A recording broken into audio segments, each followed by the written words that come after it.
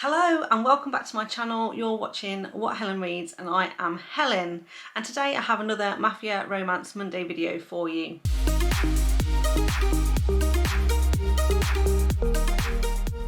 So I've previously covered Mafia romances that specifically focus on the big three, as I like to call them, which is Irish, Russian and Italian mafia, which is tends to be the majority of the romance books that you read that focuses on the mafia tend to focus on one of those types of mafia groups, whether they be in different cities around the US or actually in their home countries. But today I thought I would talk about mafias from other parts of the world and different types of mafia. And I've got a couple of Cartel, Yakuza and a couple of other different types of mafia for you today. So without further ado, I'm going to get stuck right into my first recommendation, which is Her Cartel Daddy by Bianca. And this is book 4 in the New York Mafia Dons series. And in this one we're following Dante, who is the head of the cartel in New York, and he's part of the Ortega crime family. And then we have Violet, who is a bartender in a bar in New York. Now on the side, Dante is also a guitarist and he plays in a local band, and every Friday night he plays in a band at the bar where Violet works. Now they've known each other for about 2 years in this capacity, and she genuinely thinks that he is a musician and that's his primary job, and that he comes to the bar every Friday night. And she looks forward to his band playing. They do some really good music, but also she is very attracted to Dante and she really likes to watch him play on his guitar. And they've kind of had this sort of flirtatious relationship for, like I said, the last 2 years. And she very much is attracted to him and wants to get to know him a bit better. But Dante is obviously very reluctant to start a relationship with her because he is the head of the cartel, and he knows he should stay away. However, unfortunately for Violet, one night she is leaving the bar where she works and she happens to witness Dante killing someone in the car park. In fact, he shoots someone. Now he's shooting someone on mafia business. They have stolen from the mafia, taken some drug money, something like that, and basically he is punishing the person for doing this. However, Violet is absolutely horrified by what she sees and attempts to run away, but of course he catches up to her. Now in his world, any witnesses like that would automatically be eliminated, but he has got a relationship with Violet in his musician capacity, and he can't bring himself to get rid of the witness, as it were. And so he decides that he is going to kidnap her, take her back to his his mansion where he lives, and keep her captive. And at first he's not quite sure what to do with her, but as all good mafia books are, he decides that one thing that he can do to keep her quiet and to keep her safe is to marry her. And so their relationship goes from there. So I really enjoyed this one. It was a good take on a cartel mafia. It is set in New York though. As with all Bianca Cole's books, I always recommend you check the trigger warnings. Her heroes do tend to be a little bit more vicious, a bit harder than some other heroes that we're used to, even for mafia books. And so yeah, just check your trigger warnings on that one, because they usually contain dub-con, non-con scenes as well. So just warning you about that. Then sticking with cartel romances, I recently read a duet, and they're actually both books in the duet were quite short, so collectively they're only as long as one book. And this was Devil's Vow and Devil's Own by Aidee, Jaimes. And this one was actually set partly in Mexico and partly in Florida as well. And in this one we're following Santos, who is the head of the Diablos cartel, and Sonia. This one is kind of a second chance romance as well, and it's a bit of an amnesia romance. So I absolutely love this one. I'd read quite a few cartel books looking for ones to recommend for this particular video, and I decided to try this one because the duets were so short. Like, each part was really short. I think the first book was like 160 pages and the second one was 120 pages, something like that. So really quick to read, but I was hooked from the first page. And in the first chapter, what we see is Sonia, and she appears to be running for her life. She's running through a cornfield, and there are people shooting at her, and to escape she kind of jumps into a river and as she jumps into the river, a man jumps in with her. She turns around to see him. She recognises him, and then it's a man that she knows as Santos. And before she can say anything or acknowledge him, she hits her head on a rock and passes out.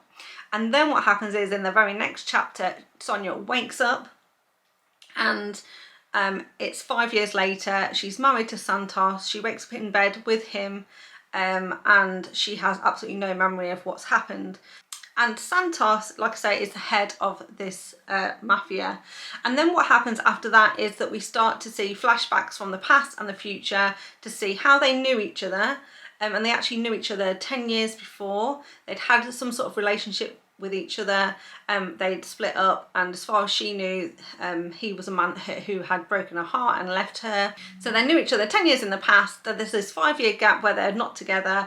Then we have the chasing through the cornfield scene, and then 5 years after that, they're now married. And so we, like I say, we see these flashbacks of the past and the future to see what happened in the past, how we got to the point that we were running through a cornfield, and her trying to get her memory back to figure out how they got back together, why they would get back together, why she would forgive him for things that he's done in the past, and start to unravel some clues. And I really like this one because the first part of this duet really did end on a cliffhanger. It really did leave me wanting to read the second part of the book, and just, you know, figure out basically everything that's going on, and maybe everything that she thought or she remembered wasn't quite as it seemed. And yeah, I thoroughly enjoyed it and would highly recommend. So moving then from cartel romances to Yakuza romances, I've got 2 recommendations. The first one is Haruaki by Cala Wright, and this one is book 3 in the Syndicate series. It's an arranged marriage sort of trope, and also an age gap in this one as well. And in this one we're following Cleo and Kai. Now Kai is basically head of the Yakuza, and Cleo is kind of a mafia princess, and essentially she has come of age. Her father wants to marry her off, and he takes her to sort of like a debutante ball or something like that, where basically he parades her around his mafia friends, and they are able to put forward a bid basically if they are interested in marrying her, and sort of offering you know, a bit of a contract with the father to make it worth his while, selling off his daughter essentially is what's happening. Now Kai happens to be at this function, and he takes a bit of a shine to her, and he decides he's going to put a bid in for her. And there's 3 families in total that basically want to propose, you know, put forward a proposal for Cleo's hand in marriage. And Cleo is put into a situation where she is forced to date each person who wants to marry her, spend a couple of dates with them, and, you know, see how things are going to go. Now, so on one hand, she has a little bit of choice in this, so she can put forward her view in terms of who she preferred to marry, but equally her father is ultimately going to make his own decision. However, Kai takes an instant shine to her. He determines that she belongs to him, and he very much tries to persuade her father to let him marry his daughter. Meanwhile, Chloe also does prefer Kai, and she's had some not so good dates with the other people that are interested in her, so she's very much leaning heavily towards Kai as well. However, her father ends up being a little bit corrupt, and he's trying to marry her off to the Russians, which she doesn't want to do, but she secretly starts a relationship with Kai, where they get much closer together. And when the time comes when Kai needs to step in and rescue her and save her from the Russian mafia family, then he doesn't hesitate to do that, even if it means putting his own kind of mafia position on the line. So I really enjoyed that one. Like I say, it was a Yakuza romance, but if I remember correctly, it was set in Chicago. So then the one after that I want to recommend is a Yakuza romance that's actually set in Japan, in Tokyo, and it's called No Ordinary Love by Wright. Now this one didn't absolutely blow me away. I wouldn't say it's the best mafia romance I'd read before. However, I thought I wanted to put it into this video because of the fact that it is actually set in Tokyo, and that is actually quite rare in terms of it being, you know, a mafia romance set outside of the US.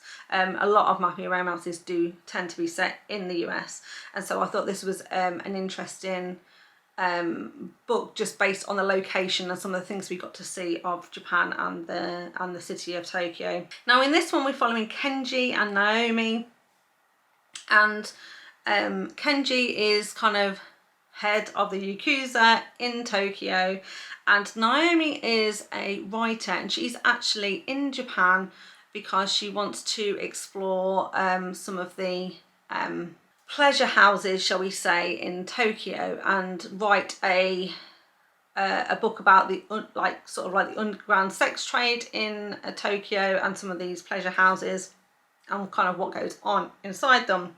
Now Kenji, of course, he controls the majority of what goes on in the city, including some of these upmarket brothels, if we want to call them that.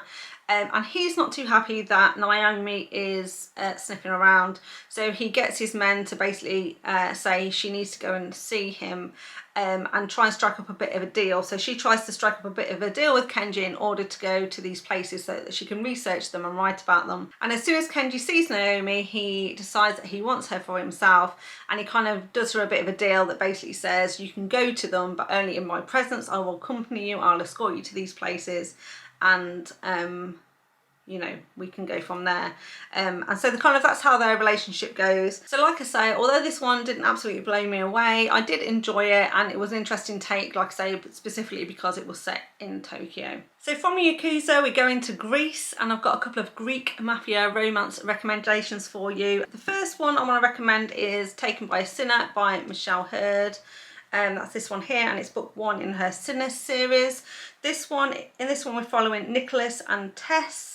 And Nicholas is head of the Greek mafia in this one. So this one is set in Vancouver, so not quite in Greece, but definitely outside of the US.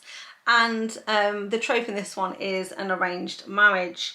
Essentially, Tess's mum ends up marrying Nicholas's dad, who used to be head of the mafia, so he's like an ex head of the mafia, and therefore Tess comes into this mafia family. Now as head of the family, Nicholas is now under the obligation to make sure that Tess is protected, looked after, and also to arrange her in marriage.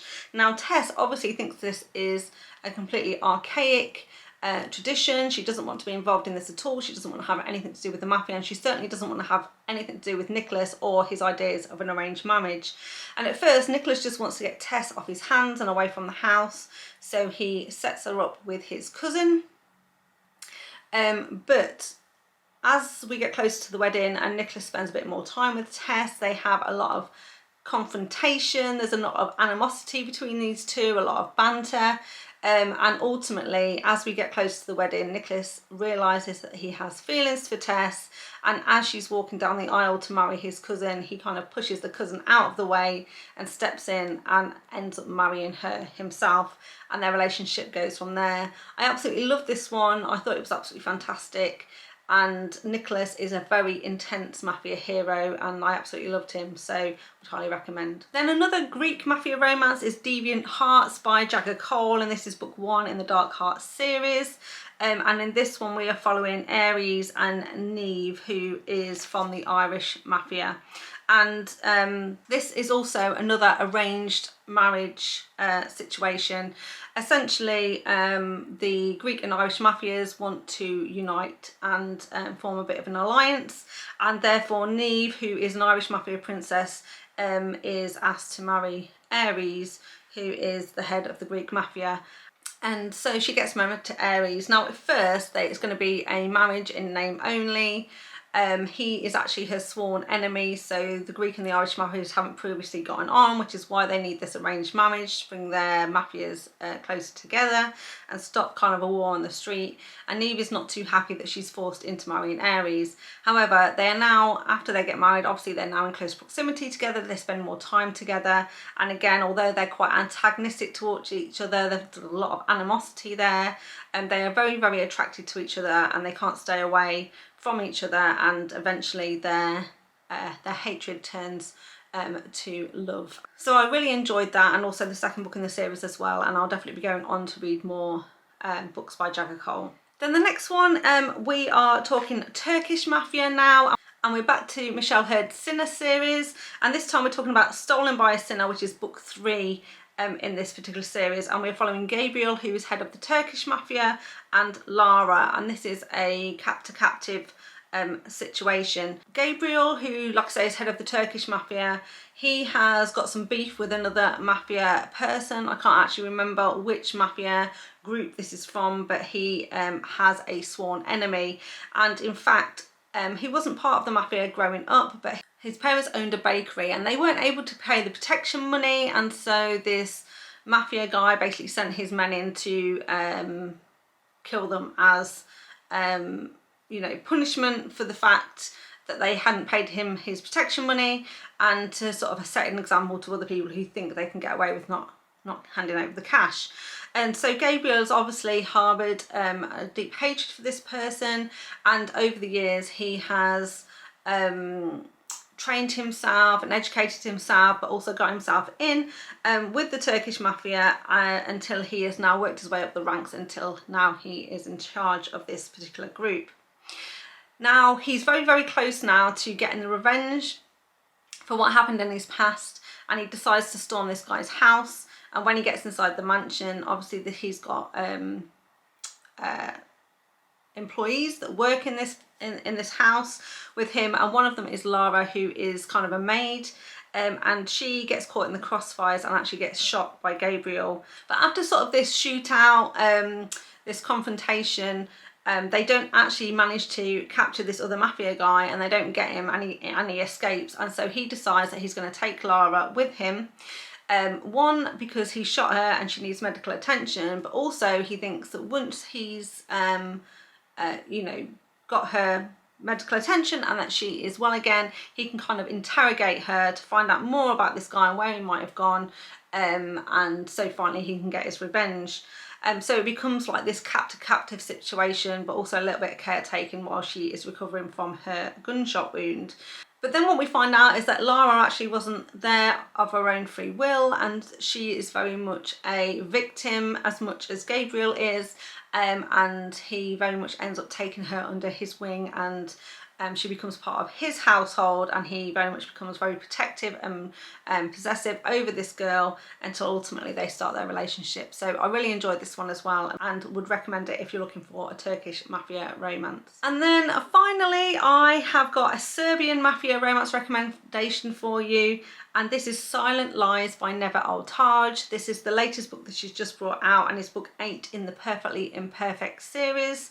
And this one we're following Drago and Sienna, and another arranged marriage situation in this one as well.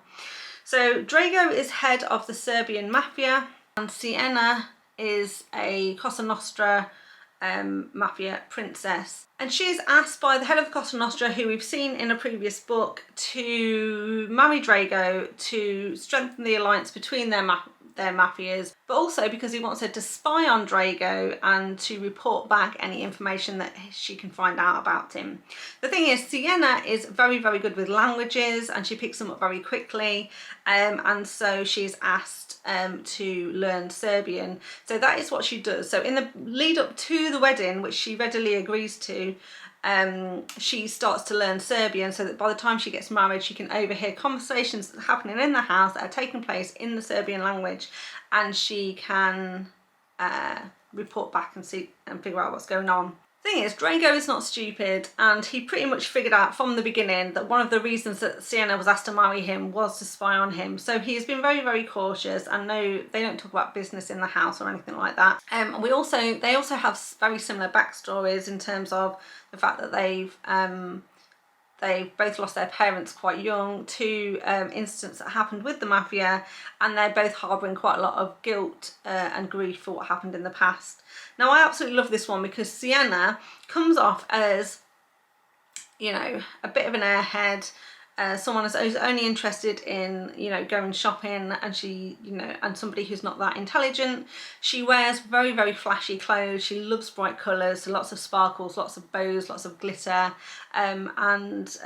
so she very much hides her sort of grief and her guilt from the past with this persona that she puts off and making people think that she's happy all the time, but actually underneath she's very, very intelligent, very kind of emotional individual, which she, you know, spends a lot of time hiding. But Drago can see through her, and he starts to uncover exactly what's going on or what she's thinking about, and in doing this he starts to really, really kind of like her and appreciate her for who she is and what she is.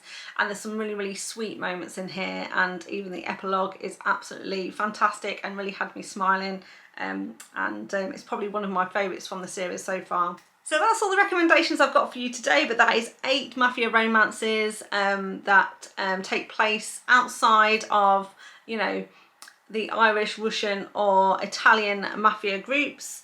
So thank you very much for watching. Please give it a thumbs up if you liked the content today. If you've got any recommendations for me about other types of mafia romances that are outside of the big 3, then please let me know in the comments down below. And remember to subscribe to the channel if you want to see more content from me. So thank you very much, and I'll see you next time. Bye.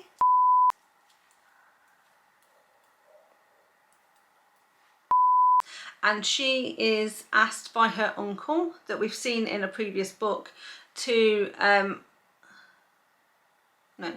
not her uncle, and she does marry him, and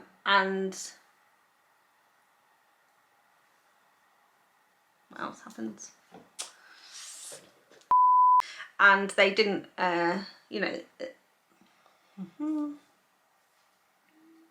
and she wakes up in bed with Santos and wanted to Santos do that bit. And he's part of the Altaj, and he's part of the band, basically play at the same bar where Violet works. Have I even said that? Did I even? Book 4 in the Mafia Romance.